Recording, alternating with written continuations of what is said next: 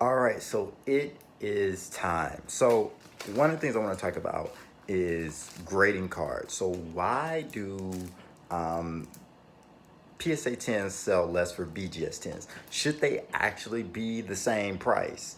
And should SGC 10s be the same price as PSA 10s and BGS 10s? First off, what are these grading companies? Number one is PSA. Number two is BGS, Beckett. Number three is SGC. They've been around for a while. They're known for grading vintage back in the day, and they're still around, and they're like the third player. The fourth player that I think is still going to be relevant is CSG for sports cards, and I believe it's CGC for Pokemon and Yu-Gi-Oh! So they also grade comic books. So they're very relevant in the comic book world, and they're dominant in there. They're like the PSA of comic books. So I think they'll figure out cards and be reputable enough to actually have them. There's another one, HGA. It's up in the air, and these other grading companies are coming out. So I have this Simone Biles PSA 10.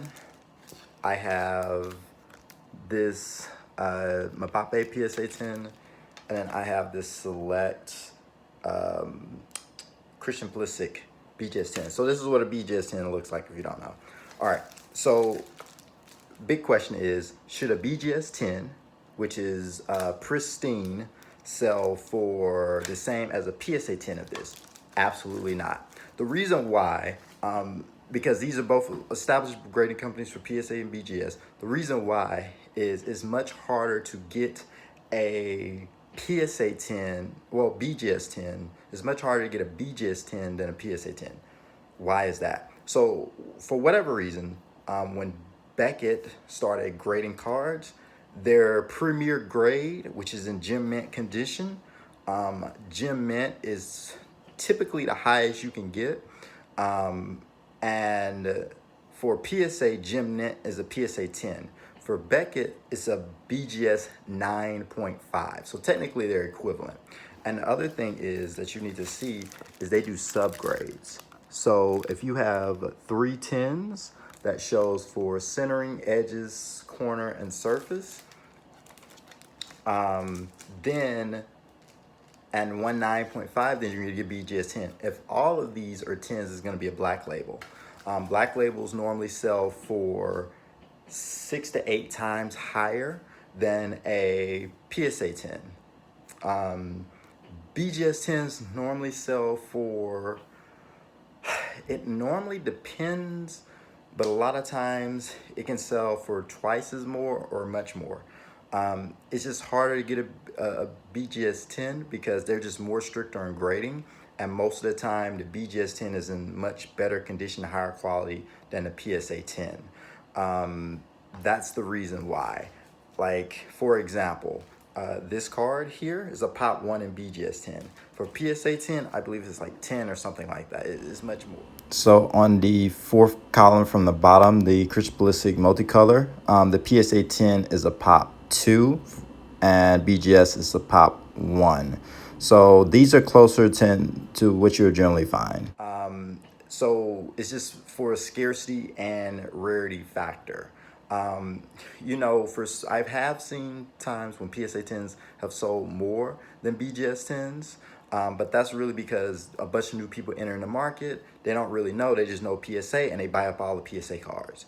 And the PSA skyrockets, which leaves a big deal for BGS 10s. So that's the thing. It's just hard to get BGS 10. Even think about this: 1986 Fleer Michael Jordan card, PSA 10.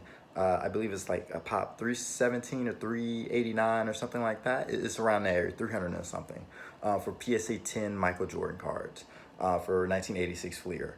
Okay, do you know what the population is for a BGS 10? I'll wait. The pop count is 6. There's only 6 BGS 10s. Honestly, if you put every last PSA 10 to Beckett, it's only going to be maybe a 10th of those, so maybe about 30 of them would probably get a BGS 10. It's extremely rare to get a BGS 10.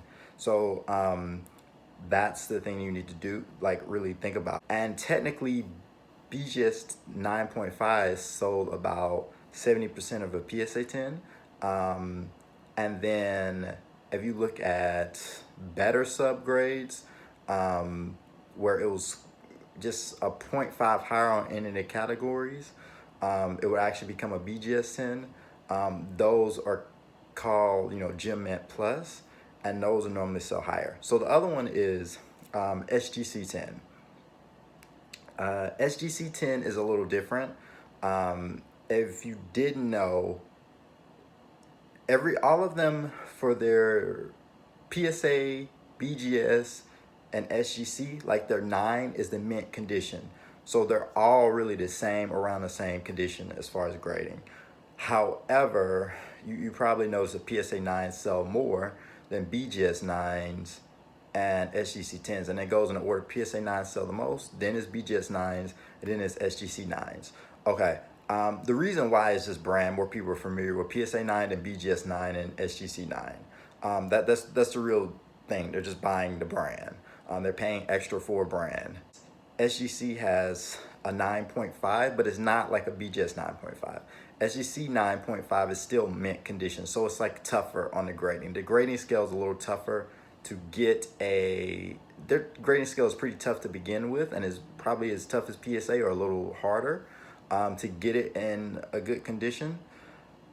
So SGC, the SGC 10 is really in the same condition as the PSA 10, and they should be the same price, but SGC 10s normally sell for what BGS 9.5 sell for, and SGC 10s and BGS 9.5s typically sell for half of a PSA 10.